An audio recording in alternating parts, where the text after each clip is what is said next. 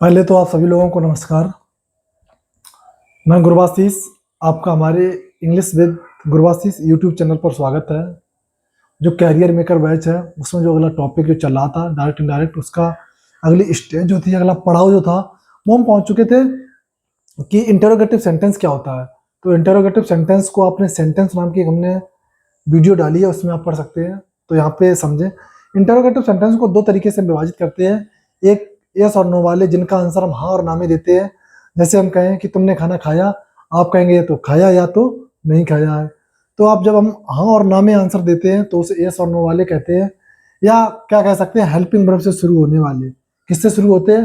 Helping verb से। तो इसके कुछ नियम हैं, उन नियम को हम समझेंगे कि कैसे बदलते हैं, क्या होता है। रिपोर्टिंग वर्ब अर्थात सैड या सैड टू को किस में बदल देते हैं? आस्क में बदल देते हैं। कॉमा इन्वर्टेड कॉमा की जगह क्या लगाते हैं? इफ या वेदर। क्या लगाएंगे? इफ या वेदर। अभी हम आगे बताएंगे आपको कि इफ कब लगाते हैं और वेदर कब लगाते हैं। जब एक से कम चल सकता था तो दूसरा क्यों आ रहा है, तो थोड़ा सा अंतर होता है, तो वो बताएंगे अगले नियम में। इंटरोगेटिव सेंटेंस को असर्टिव सेंटेंस में बदल देते हैं, यानी कि वाक्य को इंटरोगेटिव से किधर लाएंगे? असर्टिव में लाएंगे। उधर वर्ब से शुरू होगा, कौन सी वर्ब? हेल्पिंग वर्ब से। लेकिन और जब असर्टिव बनाएंगे तब किससे शुरू करेंगे? आपका सब्जेक्ट से शुरू करेंगे। तो एक एग्जांपल देखो, राम सेड टू मी। तो राम कभी भी बदलता नहीं, तो राम के स्थान पे क्या रहेगा? राम क्या रहेगा? राम। सेड टू के स्थान पे क्या लगाएंगे? आस्क्ड। क्या लगाएंगे? आस्क्ड। मी भी नहीं बदलता, तो मी के स्थान पे मी रहेगा। कोमा नोट, कोमा की जगह इफ। साफ साफ दिखाई दे रहा है आपको। वाक्य को साधारण बनाएंगे। यू कहाँ ले जाएंगे? आगे। लेकिन यू बदलता है किसके अनुसार? ऑब्जेक्ट के अनुसार। ऑब्जेक्ट क्या? मी, तो क्या हो जाएगा? आई। आई के साथ इज एम आर बाजवर, तो आई के साथ बाज। उसके बाद एल। इस चिन्ह को हटा देंगे, प्रश्नवाचक को क्या लगाएंगे? Full stop. तो इतना आप लिख लें। उसके बाद एक दो नियम है और कराएं।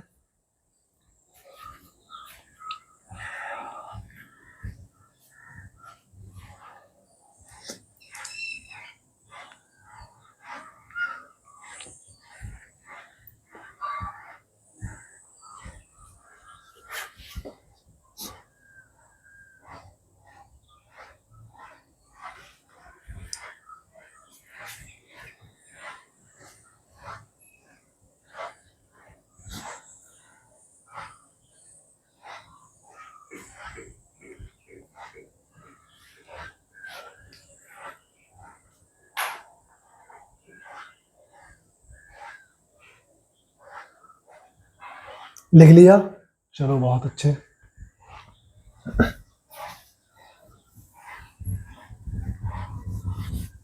एक दो एग्जांपल और कराएंगे जिससे जो भी आपके डाउट है वो क्लियर हो। अगर ना लिख पाया हो तो आप क्लास को रोक सकते हैं, पॉज कर सकते हैं और लिख लें, उसके बाद आगे बढ़े।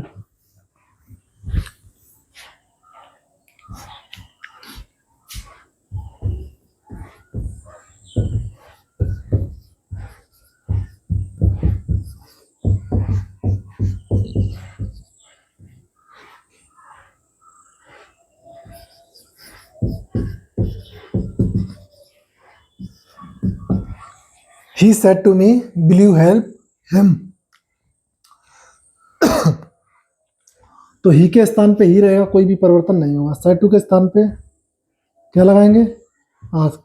अगर यहाँ पे यू पहले होता, बिल पीछे जाता, यहाँ फुल स्टॉप लगा होता, तो सेड टू को किसमें बदलते हैं हम? टोल्ड में, क्योंकि वो असर्टिव सेंटेंस हो जाता। मी के स्थान पे मी, अभी बताया। कॉमा एंड कॉमा की जगह इफ।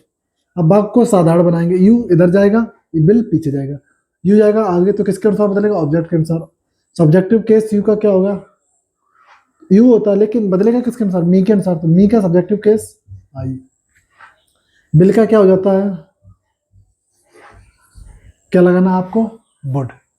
उसके बाद हेल्प। उसके बाद हिम। अब समझने की कोशिश करो। आई वुड हेल्प हिम, यहाँ पे एक शब्द और क्या लगा सकते थे? शुड। अब अर्थ क्या निकल रहा है इसका?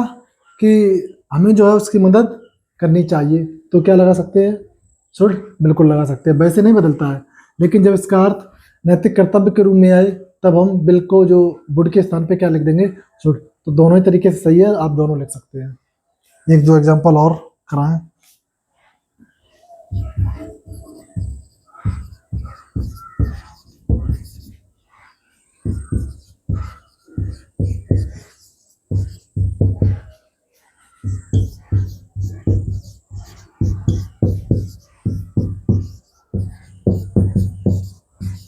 बहुत अच्छा कॉन्सेप्ट है, समझना। अगला नियम इसी पे लिखाएंगे। रमन के जगह रमन, सट्टू के स्थान पे आस्क्ड, क्या लगेगा, आस्क्ड। उसके बाद मुकेश, उसके बाद मुकेश, कोमा कोमा की जगह इफ। वाक्य को लाएंगे, कैसा बनाएंगे, असर्टिव। तो यू किधर जाएगा, आगे आएगा। किसके अनुसार बदलेगा, मुकेश के अनुसार। मुकेश कोई व्यक्ति है तो क्या हो जाएगा, ही। अगला आया डू। डू को हम लोग किस में बदल देते हैं, डिड में। क्या डिड में तभी बदलते हैं जब इसके साथ क्या लगा हो, नोट। क्या ऊपर वाले वाक्य में कहीं नोट आया, नहीं आया, तो ऐसे डिड को भी नहीं लिखेंगे। अब करेंगे क्या वो समझो। अब यहाँ पे लाएंगे वर्ब। वर्ब क्या है, प्ले। ऊपर वाला वाक्य प्रेजेंट इंडेफिनिट है, ले जाना हमें पास्ट में है, तो कौन सी अवस्था लग जाएगी, प्लेड। उसके बाद मैच। नहीं समझे, जब वाक्य में डू शब्द आए और नोट ना आए तो हम वर्ब की दूसरी अवस्था लगाते हैं। जब वाक्य में डू आए और सब्जेक्ट के बाद नोट भी आए तब हम डिड नोट लगाएंगे। वो अभी नियम लिखाएंगे। दो एग्जाम्पल और लिखो।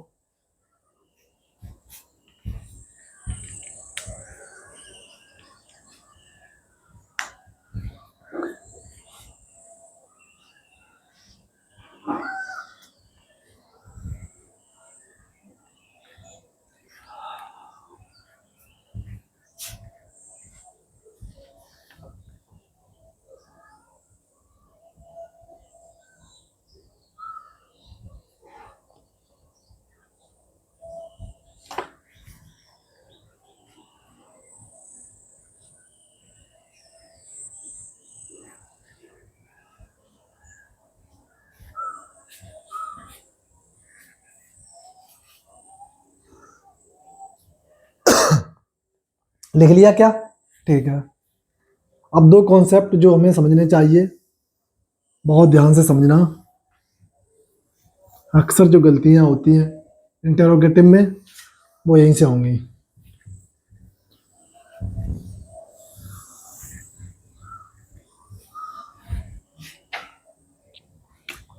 समझने की कोशिश करना कॉन्सेप्ट, ठीक है। जब वाक्य कैसा हो, इंटरोगेटिव हो और इजामार बाजवर से शुरू हो। वाक्य की शुरुआत किससे हो, डू से, ठीक है, या किससे हो, डज से। उसके बाद क्या है, सब्जेक्ट। उसके बाद मैन वर्ब की कौन सी अवस्था आएगी, पहली। उसके बाद जो भी है आगे जाएगा, ठीक है। अब इसको इंटेरोगेटिव में कैसे बदलो, सॉरी इनडायरेक्ट में कैसे बदलेंगे, तो देखो सब्जेक्ट कहाँ आएगा, आगे, ठीक है। सब्जेक्ट कहाँ आएगा, आगे। उसके बाद क्या आएगा, मैन वर्ब की कौन सी अवस्था, दूसरी अवस्था। कौन सी अवस्था, दूसरी अवस्था। उसके बाद जो भी ऑब्जेक्ट है वो कहाँ जाएगा, पीछे, जो भी है, ठीक है। अगला देखो एक और कॉन्सेप्ट, ये कॉन्सेप्ट नंबर 1, ये कॉन्सेप्ट नंबर। जब वाक्य में क्या है, डू आए और क्या है, डज आए। उसके बाद क्या दिया हो आपका, सब्जेक्ट। क्या दिया हो, सब्जेक्ट। सब्जेक्ट के बाद क्या हो, नोट। क्या दिया हो, नोट। उसके बाद मैन वर्ब की फर्स्ट फॉर्म, उधर जो भी ऑब्जेक्ट है वगैरह वगैरह वो कहाँ जाएंगे, पीछे, ठीक है। इसको कैसे बदलेंगे, सब्जेक्ट कहाँ आएगा, आगे। उसके बाद डू या डज का क्या हो जाएगा, डिड नोट, ठीक है। डिड नोट के साथ वर्ब की कौन सी अवस्था आती है, फर्स्ट फॉर्म। उसके बाद ऑब्जेक्ट, ठीक। फिर दोबारा समझ लो, जब वाक्य में डू और डज आए, इंटरोगेटिव सेंटेंस हो आपका, डायरेक्ट इनडायरेक्ट का, और डू डज हो, उसके बाद सब्जेक्ट हो, सब्जेक्ट के बाद नोट ना दिया हो, तब हम क्या लगाएंगे, वर्ब की दूसरी अवस्था। अगर सब्जेक्ट के बाद नोट दिया है तो डू और डज को किसमें बदलेंगे, डिड नोट में। किसमें बदलेंगे? डिड नोट में। दो कॉन्सेप्ट आप लिख लें, उसके बाद एग्जाम्पल कराएं, जिससे और बेहतर आप समझ पाए।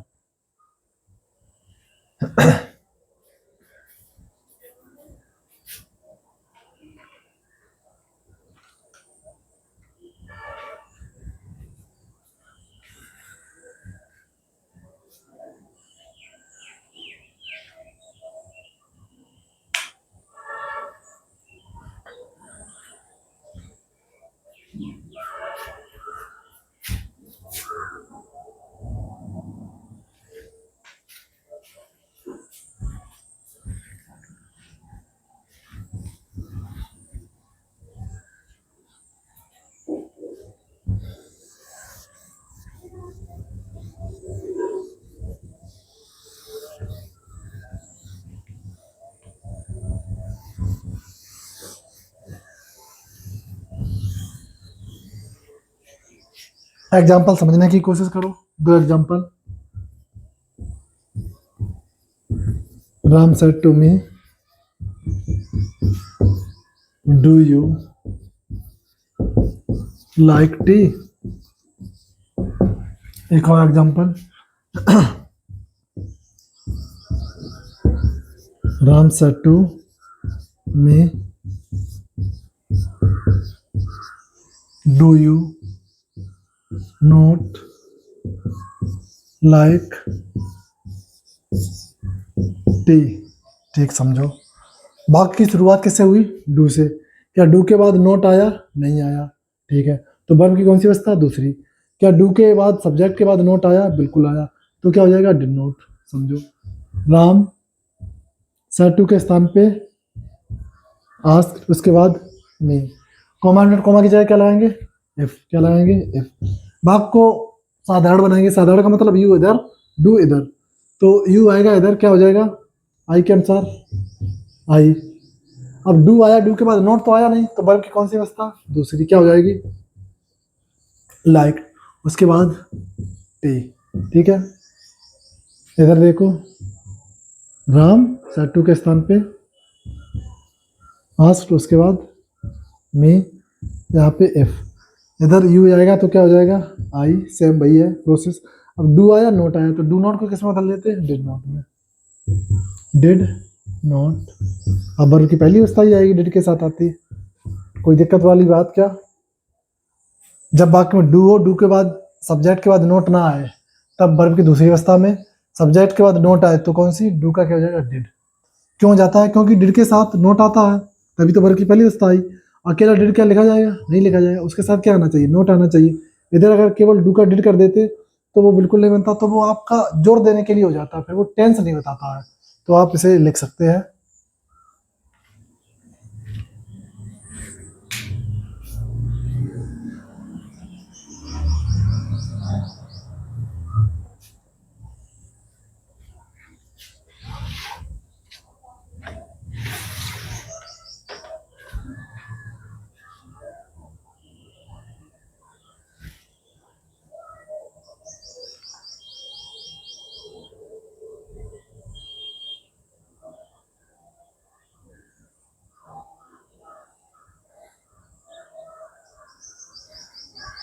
लिख लिया क्या?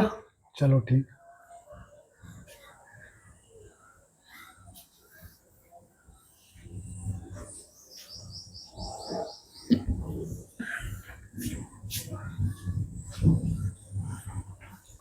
देखो, एक तो वो हो गए जिनका आंसर यस और नो में दिया जाता है, एक वो होते हैं जिनका आंसर हम विस्तार से देते हैं। तो नंबर दो कौन से हो गए? WH फैमिली से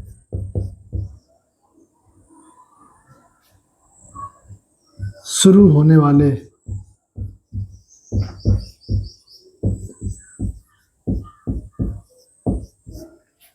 किससे शुरू होने वाले?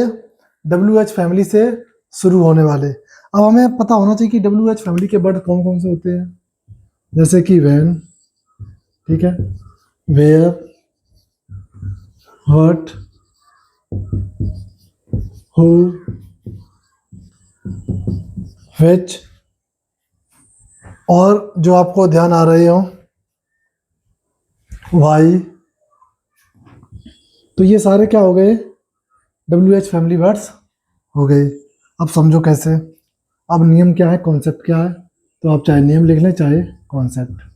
ठीक है, आपका जो सेट टू है या सेड है जो भी, ठीक, सेड या सेट टू आप लिख सकते हैं। तो इसे किस में बदलेंगे, किस में बदलेंगे, आस्क्ड में। अगला नियम क्या है, कोमा इन्वर्टेड कोमा। तो कोमा इन्वर्टेड कोमा की जगह इफ या वेदर नहीं लगाते हैं, इसी प्रश्नवाचक शब्द का प्रयोग करेंगे जो वाक्य में आया है। तो कोमा इन्वर्टेड कोमा की जगह वाक्य में आए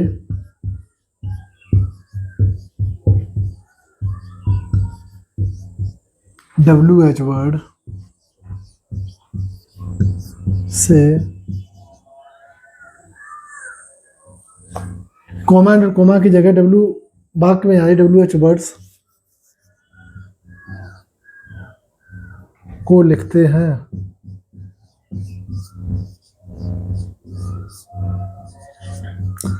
अभी हम क्या लगाते थे, इफ या वेदर। अब इफ या वेदर नहीं लगाएंगे। अगला क्या है, जो इंटरोगेटिव सेंटेंस है,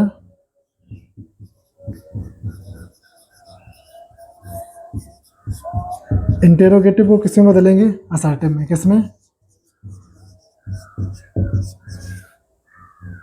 किस में बदलेंगे, असर्टिव सेंटेंस में बदलते हैं। लिख सकते हैं इंटेरोगेटिव सेंटेंस को असर्टिव सेंटेंस में बदलते हैं, इतना लिखें। उसके बाद एग्जाम्पल कराएं।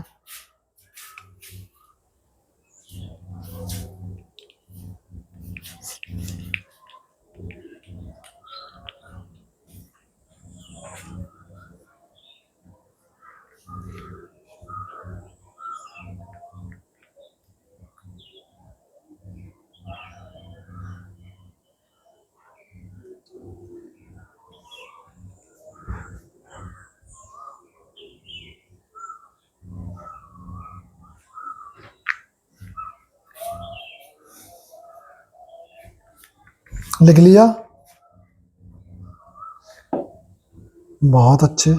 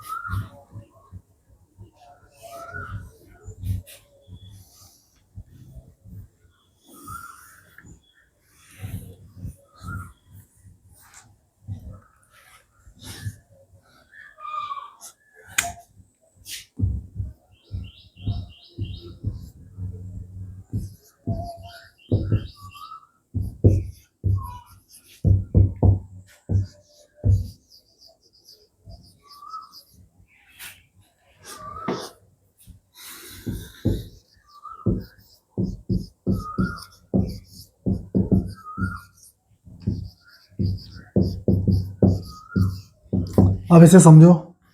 Manoj said to me where are they playing match. तो यहाँ पे क्या हो जाएगा, थोड़ा सा नीचे रखें। मनोज सेड टू के स्थान पे आस्क्ड क्या हो जाएगा, आस्क्ड। मी के स्थान पे मी। कोमा एंड कोमा की जगह उसी प्रश्नवाचक शब्द को लगाएंगे, तो क्या लगाएंगे, वेयर।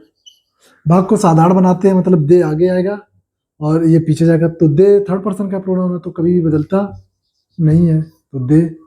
ठीक है, उसके बाद इजमार का क्या हो जाता है, बाज बार दे के साथ क्या लगेगा, बार। उसके बाद प्लेइंग लिखो।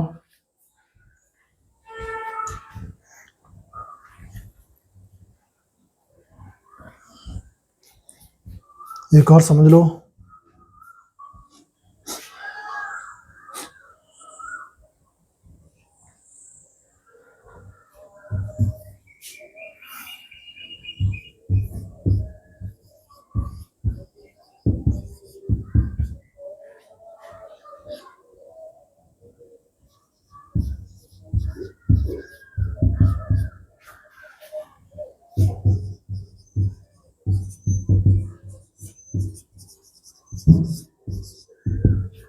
ही said when will Ram sing song. तो ही के स्थान पे ही, सैड ऑब्जेक्ट बदलने की जरूरत नहीं है, तो सैड का क्या रखो, सैड। प्रश्नवाचक कोमा की जगह उसी प्रश्नवाचक शब्द को किसे, वैन। उसके बाद वाक्य को साधारण राम जाएगा आगे, क्योंकि राम बदलेगा नहीं। बिल का वुड, बचा क्या, सिंग, उसके बाद सॉन्ग। दो एग्जाम्पल लिखो, उसके बाद एक एग्जाम्पल कराएंगे हु का, बहुत इंटरेस्टेड है, बहुत समझने लायक है, तो आप इतना पढ़े लिखे।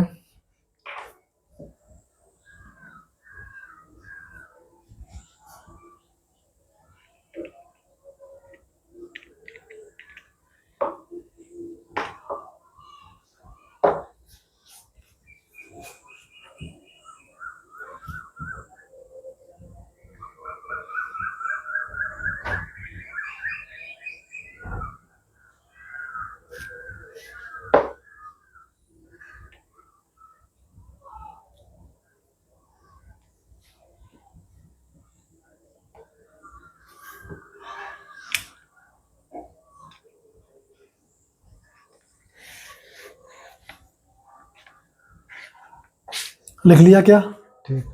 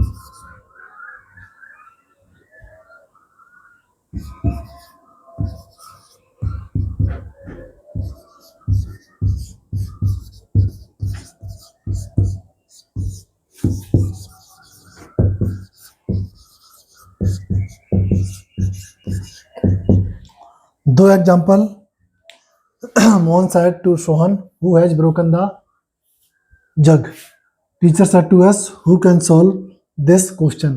जो हमारा नियम केवल जो दिक्कत करेगा आप लोगों के लिए, वो कौन सा शब्द, हो, कौन सा शब्द, हो। अब बनाएंगे, बनाते ही समय आप जो है समझ लें।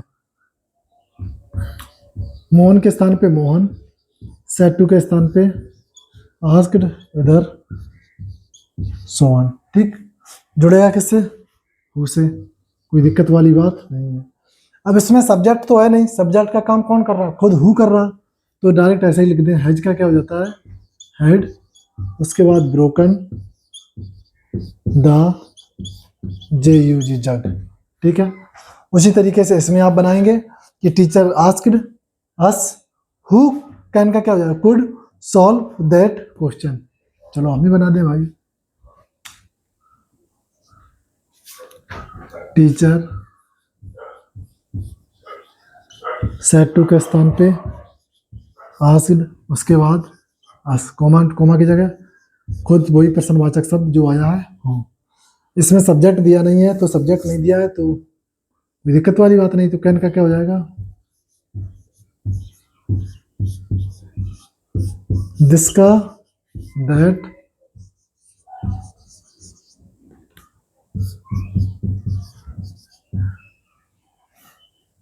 दो एग्जांपल लिखो।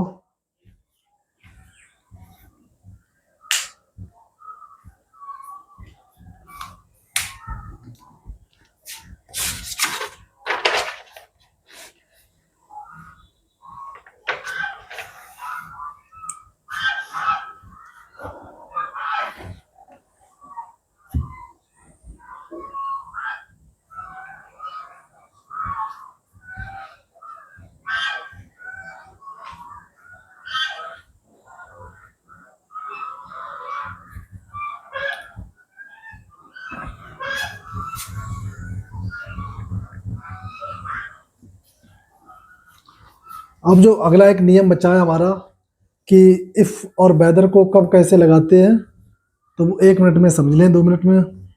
उसके बाद हमारी क्लास जो है टाइम हो गया है।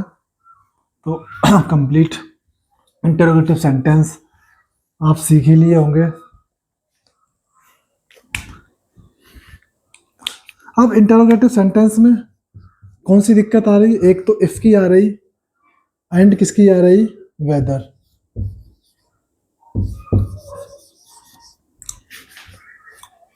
इंटरोगेटिव सेंटेंस में जो डायरेक्ट इनडायरेक्ट का इंटरोगेटिव सेंटेंस है, उस इंटरोगेटिव सेंटेंस में इफ और वेदर कब लगाते हैं उससे हमें जानना है। वैसे तो दोनों कहीं भी लोग लगा देते हैं और हम भी लगा देते हैं, आप भी लगाते हैं, लेकिन कहीं ना कहीं इसका थोड़ा बहुत अर्थ निकलता है। वैसे इसका बिना किसी इंटरचेंज के करते हैं, यानी कि इसका जो प्रयोग है वो आपस में एक दूसरे के स्थान पे कर सकते हैं।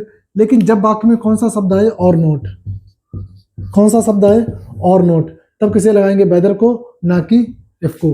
जैसे एग्जांपल हमने लिखा, सी सेड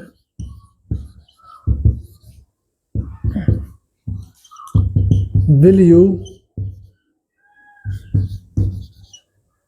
कम और नोट। इसका अर्थ क्या हुआ? उसने कहा कि तुम आओगी कि नहीं आओगी।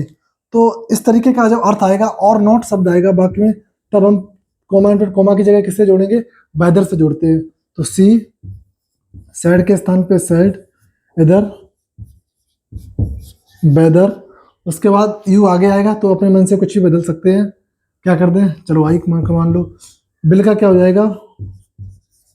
वुड कम और नॉट। जब वाक्य में और नॉट शब्द आए तब किसका प्रयोग करेंगे? वेदर का प्रयोग करते हैं। तब किसका प्रयोग करते हैं? वेदर का प्रयोग करते हैं, इफ का प्रयोग नहीं करेंगे। वैसे आप कहीं भी कर सकते हैं, जब और नॉट ना आए तो आप चाहे इफ का प्रयोग करें चाहे वेदर का, दोनों में से किसी का कर सकते हैं। लेकिन और नॉट शब्द आ गया वाक्य में तो हम वेदर का ही प्रयोग करेंगे। धन्यवाद। आज हमारी जो क्लास है वो यहाँ पे समाप्त होती है। अगला टॉपिक देखते हैं, शायद इंटरोगेटिव हो गया है तो अब इम्पेरेटिव सेंटेंस लाएंगे अगला जो क्लास है उसमें। तो आज के लिए इतना ही। अगर आपको लगे कि कोई कमी रह गई है तो आप कमेंट कर सकते हैं और बता सकते हैं कि क्लास को और बेहतर तरीके से लिया जा सकता है। धन्यवाद।